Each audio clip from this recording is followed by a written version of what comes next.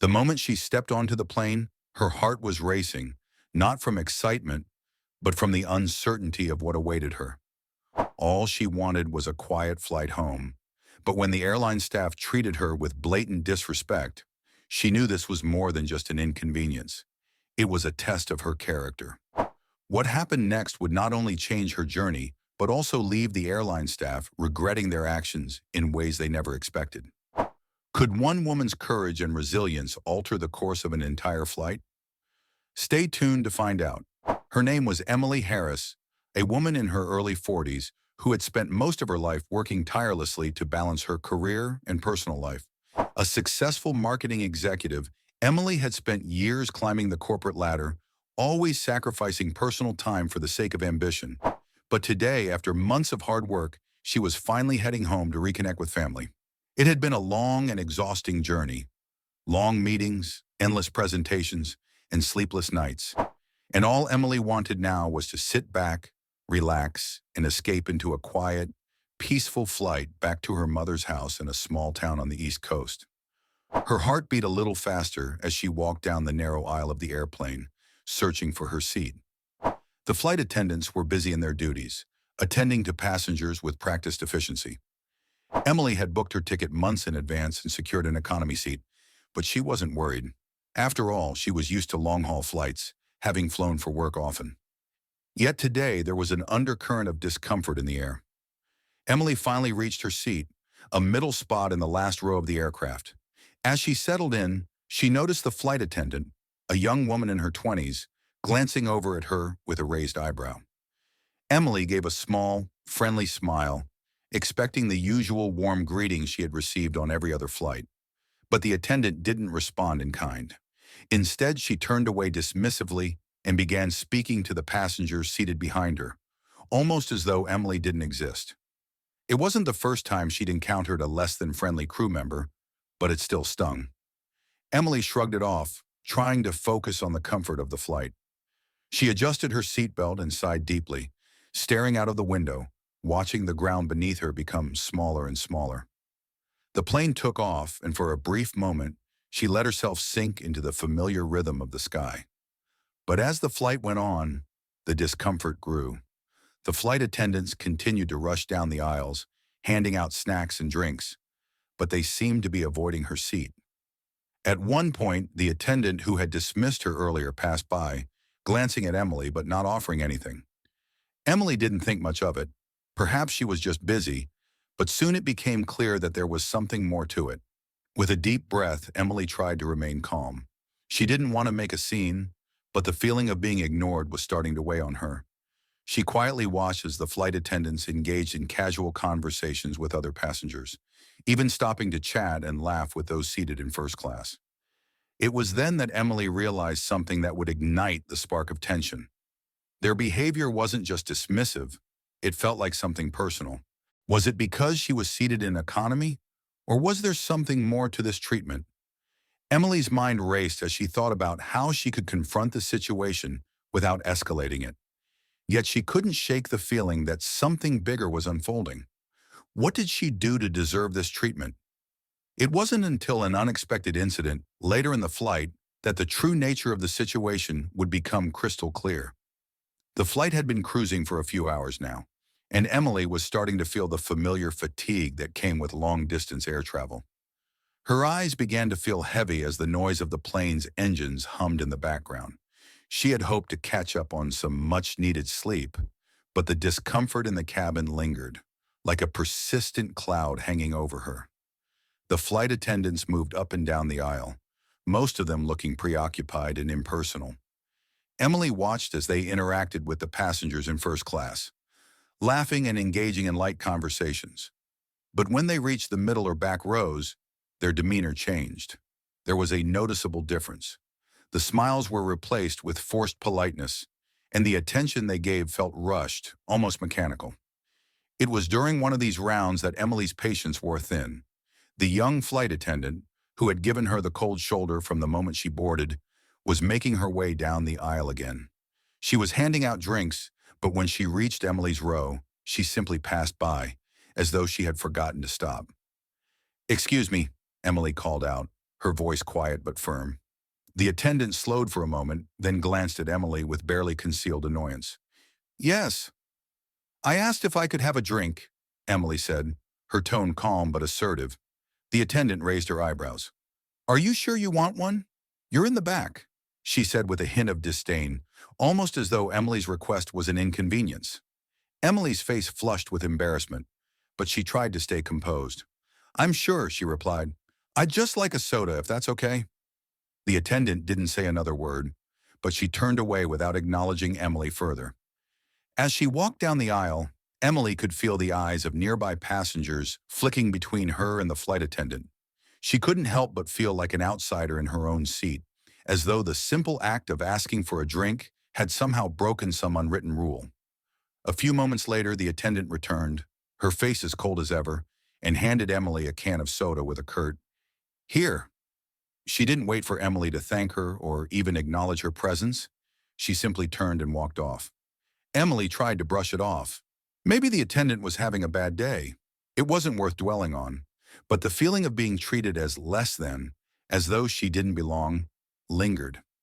As the flight continued, the moments of isolation became more apparent. The flight attendants were often seen chatting in groups, exchanging jokes and stories with passengers who were clearly treated with more respect, while Emily was left to watch the exchange from a distance. What really stung, however, wasn't just the cold treatment. It was the clear, unspoken bias. The way Emily was made to feel invisible, as though she were simply another faceless passenger in the economy section. She had always prided herself on her humility and her belief in the inherent worth of every individual, no matter their class or status. But in that moment, she was reminded of something she had long tried to forget: the subtle yet powerful divisions that existed within society. It wasn't just about the soda. It was about being overlooked, dismissed, and made to feel like she didn't matter. But as Emily stewed in her thoughts, her sense of unease grew. Something was off, and she wasn't going to ignore it any longer. She felt a need to confront the situation head-on, but the timing wasn't right. For the moment, she tried to calm her mind by focusing on the flight.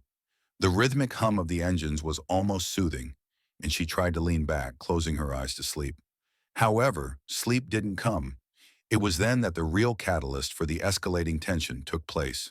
A few hours into the flight, the captain's voice came over the intercom, announcing that the plane would be beginning its descent into their destination.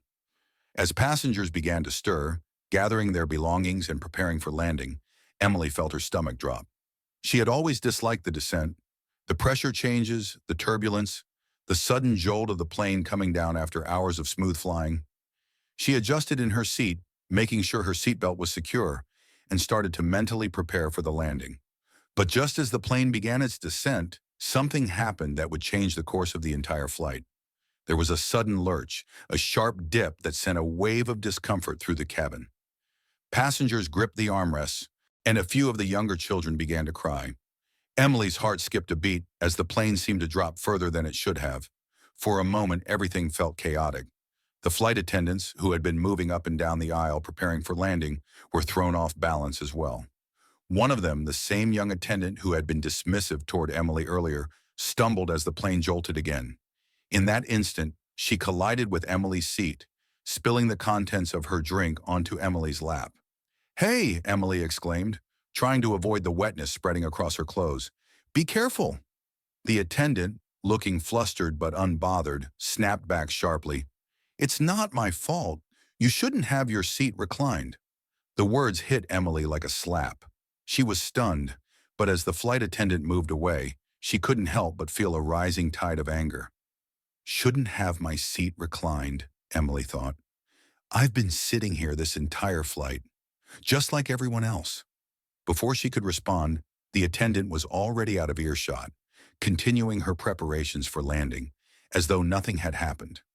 The frustration that had been bubbling under the surface finally reached its boiling point. Emily felt humiliated and disrespected. She was already on edge from the cold treatment throughout the flight, and now this incident had taken it all to another level. But what could she do? The flight was almost over, and the tension was rising. She didn't want to cause a scene. After all, what was the point?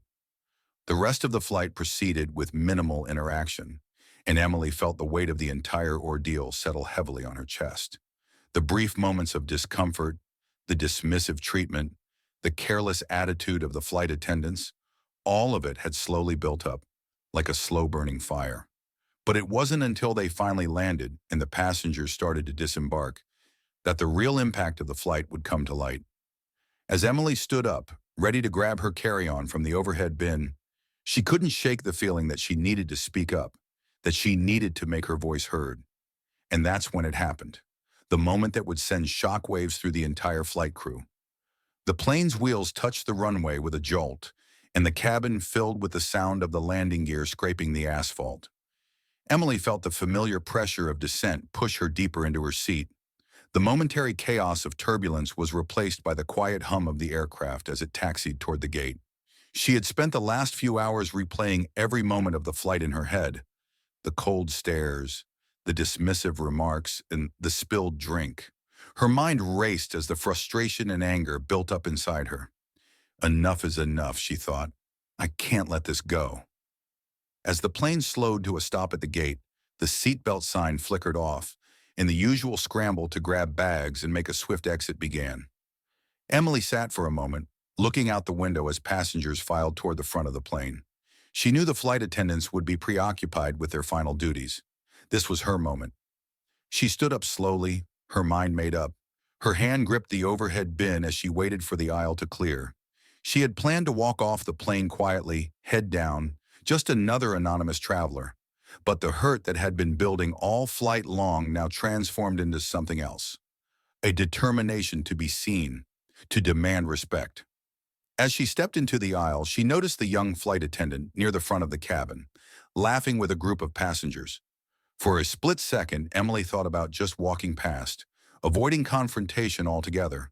But the memory of the earlier treatment, the rude remarks, the careless spill, and the dismissive attitude flashed through her mind. She couldn't let it go. She needed to stand up for herself. She took a deep breath, steeling herself for what was about to come. She walked toward the flight attendant, who hadn't noticed her yet. "Excuse me," Emily said, her voice steady yet firm. The attendant looked up in surprise, a smile still on her face, as if nothing had happened. "Yes? Can I help you?" she asked with an overly sweet tone, clearly unprepared for the confrontation that was about to unfold. "I need to speak to you," Emily said, her voice cutting through the air like a sharp knife. The passengers around them began to notice the tension, a few stopping in their tracks as they sensed something brewing. "About what?" the attendant asked, her smile faltering. She was beginning to realize this wasn't going to be just another casual exchange. Emily took a step closer. "You've been dismissing me all flight, ignoring me when I asked for service, treating me like I don't matter just because I'm in economy or drink on me. You had the audacity to blame me for reclining my seat. Why? Why treat me like that?" Her words hung in the air, powerful and unflinching. The flight attendant's face changed in an instant, from surprise to defensiveness, and then to an unmistakable flash of guilt. She opened her mouth as if to respond, but the words caught in her throat. I'm sorry if I upset you," the attendant stammered, her eyes shifting nervously. "But you know it's been a long flight, and I've just been really busy." Emily's gaze hardened. "Busy? You've been busy with everyone else. But when it comes to me, I'm invisible. Is it because I'm in economy? Because you think I'm just another faceless passenger who doesn't matter?" The attendant's face went pale as the weight of Emily's words began to settle in. She could feel the eyes of nearby passengers on her now, their stares heavy with expectation. A few muttered quietly to one another, sensing the confrontation was about to escalate. Emily's heartbeat quickened, but she pressed on. "You treated me like I was beneath you. I shouldn't have to fight for the same basic respect that every other passenger gets, just because of where I'm sitting," Emily continued, her voice unwavering. The flight attendant was caught off guard. Her deflection didn't work. She fumbled for a response but found none. Emily could see the shift in her expression, a realization dawning that the power dynamic had flipped. For the first time in the flight, the attendant wasn't in control of the situation. "You know," Emily said, her words now measured and deliberate, "I'm not going to stand here and let you make me feel small. I'm a paying customer, just like everyone else, and I deserve respect. We all do." The attendant looked at Emily, her eyes wide with a mix of shock and regret. It wasn't just the words that stung, it was the truth in them. She had become so caught up in her duties, her tasks, and her own frustrations that she had completely lost sight of what it meant to treat others with kindness and respect. I, I didn't mean to." The attendant's voice trailed off as she struggled to find the right words. She was visibly shaken, realizing the full weight of her behavior. "Maybe you didn't mean to," Emily said, her tone softening just slightly. "But that doesn't change how it felt. And I'm not the only one who's felt this way on this flight. You don't get to treat people like they don't matter just because they're in the back of the plane." At this point, a few passengers had gathered around, watching the scene unfold. Emily's words resonated with them, especially with those in economy who had no choice but to endure the often dismissive and impersonal treatment of flight crews. The mood in the cabin shifted, and it felt as though Emily's stand had somehow galvanized others. The attendant stood there, her posture sagging with embarrassment. The tension was palpable. But just as Emily felt she had said everything she needed to, a voice called from behind her. "Is there a problem here?" The voice was sharp, authoritative. Emily turned around to see a senior flight attendant, a man in his late 40s, standing with his arms crossed, eyeing the situation with a professional detachment. The young flight attendant seemed to shrink in his presence. "I'm sorry, sir," she muttered, her voice barely audible. "I didn't mean to." The senior attendant turned to Emily, his expression neutral but with a touch of concern. "Ma'am, is everything all right?" Emily didn't hesitate. "No, it's not," she said, her voice calm but resolute. "This flight has been a nightmare. I've been ignored, treated like I don't exist, and then the drink was spilled on me, and I was blamed for it. It's not right. I'm simply asking for the respect I deserve as a paying customer." The senior attendant nodded slowly, his eyes flickering between Emily and the young attendant. "I understand," he said, his tone unexpectedly warm. "This isn't the service we aim to provide. Please allow me to make it right." As Emily stood there, her pulse still quick, the senior attendant turned to the young flight attendant. "We'll need to have a talk after this, but for now, let me handle this situation." Emily felt a wave of relief wash over her. It wasn't the resolution she had expected, but it was enough. The senior attendant turned back to her with a measured look. "I'll make sure you're properly compensated for your experience. We take this very seriously, ma'am." For the first time that entire flight, Emily felt a sense of validation. The senior attendant was taking her seriously, and she wasn't just a passenger being brushed aside. The realization that standing up for herself had led to an actual change in the way the airline treated her, and perhaps others in the future, was powerful. As Emily made her way off the plane, she heard the young attendant apologize quietly behind her. It was a small gesture, but in that moment, it meant something. It wasn't enough to erase the discomfort she had felt throughout the flight, but it was a step in the right. Weeks passed since the flight, and Emily's experience stayed with her long after the plane had landed and the confrontation had settled. The feelings of frustration and anger had faded, but what remained was a sense of empowerment, a deeper understanding of the value of standing up for oneself. She had walked off that plane with the quiet assurance that sometimes the most meaningful victories are the ones that come when we least expect them. Her life returned to its usual rhythm, filled with work, social events, and time spent with friends and family.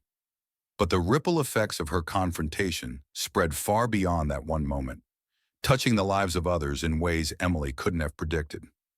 What had started as a personal battle against feeling invisible became something more, a collective call for respect, dignity, and equality. The first sign of this transformation came when Emily received an email from the airline. It was a formal message, professionally written, but there was no mistaking the sincerity behind it. The senior flight attendant she had spoken to had taken note of her concerns and had initiated a thorough review of the incident. The airline apologized for her treatment, acknowledging that her experience was far from acceptable. But what struck Emily most wasn't the apology, it was the steps they outlined for improving staff training, with a focus on customer respect and dignity. "Dear Ms. Emily," the email began, "we want to sincerely thank you for bringing this matter to our attention. We understand how important it is for all passengers to feel valued, and we are taking your experience seriously. In response to your feedback, we are implementing new procedures to ensure that every passenger is treated with the utmost respect, regardless of their seat class or status. Additionally, we have updated our staff training materials to emphasize empathy, courtesy, and professionalism at all times. Emily sat back, her eyes scanning the words. It was one thing to receive an apology, but this felt like something more. She wasn't just another anonymous voice in the crowd.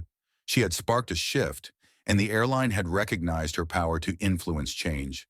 But the impact didn't stop there. A few weeks after the incident, Emily met with a friend for lunch. As they sat down in the cafe, Emily's friend Rachel, who had been following the story from the moment it happened, leaned across the table, her eyes wide. "I have to tell you something," Rachel said, her voice brimming with excitement. "I saw a post online about what happened on that flight. People are talking about it. They're saying that you were the reason the airline changed their policy about respecting passengers in economy class." Emily blinked, taken aback. "What? No, that's not. I didn't do that. I just spoke up for myself. I wasn't looking for anything." "Well, whatever you think you did or didn't do, you're inspiring people. I've seen people online sharing similar stories about bad experiences with flight attendants, but now they're saying it's time to speak up. They're saying you've given them the courage to ask for respect and not let things slide anymore. You're kind of a hero, Emily." Her heart swelled, but at the same time, she felt a weight settle on her shoulders. She had only been seeking basic human decency, but now it seemed her small act of standing up had sparked a larger conversation. People were listening. They were recognizing the truth that everyone deserved to be treated with dignity, no matter their place in the world or the size of their paycheck. In the following months, Emily saw a shift not only in how she was treated during future flights, but also in how people around her approached their own struggles. Friends, family, and even strangers on social media began reaching out, sharing their own stories of standing up for themselves in moments of disrespect. Some had confronted managers at stores, others had spoken up during meetings at work. But the common thread was that they had taken Emily's example to heart. It wasn't about making a scene or being confrontational. It was about asserting your worth and demanding to be seen, heard, and respected. The ripple effects continued to grow.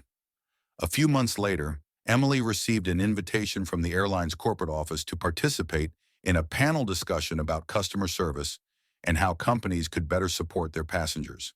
The senior flight attendant who had apologized to her was also present, and he shared how her confrontation had made him rethink the way he trained his team. He talked about how sometimes the most valuable lessons come from unexpected places, and how a single passenger's voice could make an entire company reassess its values and actions. Emily listened, moved by the words of the people who had once seemed so distant from her life.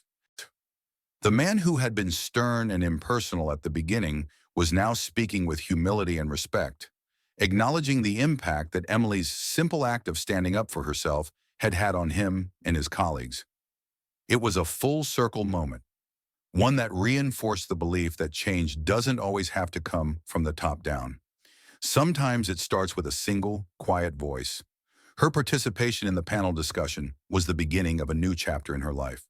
It wasn't something she had ever planned for, but it became a platform for her to speak out about respect, empathy, and the importance of kindness in everyday interactions. As Emily continued to share her story, more people were inspired to stand up for their own rights. The more she spoke, the more she realized that this wasn't just about the flight. It was about a larger, ongoing conversation about human dignity and the power of individual action.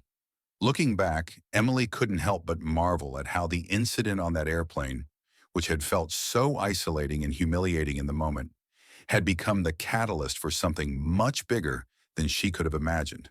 She had taken a stand, not because she wanted to make headlines or get recognition, but because she was tired of being treated like she didn't matter. In doing so, she had not only reclaimed her own sense of worth, but had helped others do the same. The moral of Emily's story was simple, yet profound. The smallest actions can have the most significant impact. It's easy to feel insignificant in a world that often seems driven by status and power, but when we stand up for what is right, When we demand the respect we deserve, we remind others of their own power to do the same. Emily's journey had started with one flight attendant, and one moment of speaking up. But it ended with a movement, a reminder to everyone that our voices matter, and when we use them for good, we can change the world around us. As Emily walked out of the panel discussion, her mind filled with thoughts of the future, she felt a renewed sense of purpose. She was no longer the quiet, overlooked passenger at the back of the plane. She was a woman who had learned the true power of her voice, and that was something no one could ever take away. The airplane had been a metaphor for the journey of her own life, sometimes turbulent, sometimes uncertain, but always moving forward. And in the end, she realized that as long as she stayed true to herself and her beliefs, she could weather any storm. After all, the skies were hers to navigate. Thank you for watching. If you enjoyed this emotional story, and make sure to hit that subscribe button and turn on notifications so you never miss an inspiring story. Don't forget to leave a comment and share your thoughts about the story.